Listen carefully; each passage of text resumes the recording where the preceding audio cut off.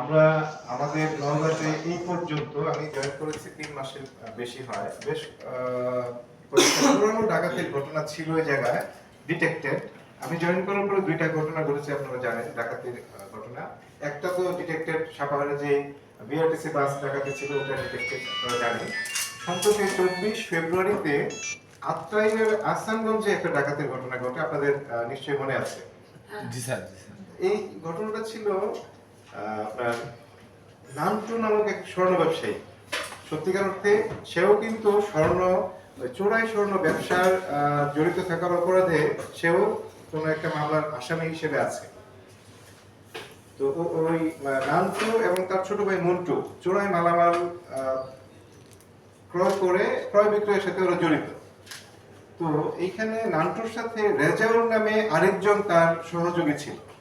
ওরা সবাই মিলে এই কাজটা করে। তো নান্টু রেজাউল কিছু ডাকাতির মালামাল এনে ওর কাছে বিক্রি করে, তাদের মধ্যে ভালো সম্পর্ক তৈরি হয়। এক পর্যায়ে নান্টু অ্যারেস্ট হয়, জেলখানায় থাকে এই চোরাই স্বর্ণ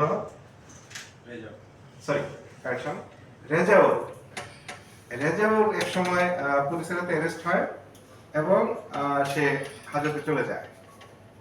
নান্টু তার কোনো খোঁজ খবর রাখে না, যেহেতু বন্ধু মানুষ, এই একই লাইনের লোক, ডাকাতির সাথে তারা মানে পারস্পরিক যোগ সাদৃশ্যে কাজ করছে। এই রেজাউলের কোনো খোঁজ খবর নান্টু রাখে নাই। এই ক্ষোভ থেকে রেজাউল জেল থেকে বের হওয়ার পরে সে পরিকল্পনা করে এই নান্টুর কাছ থেকে মালামাল ছিনিয়ে নেবে, এখানে ডাকাতি করবে। ওই পরিকল্পনার আলোকে ঘটনার দিন ২৪ ফেব্রুয়ারি সন্ধ্যা ৬টার সময় নান্টু যখন তার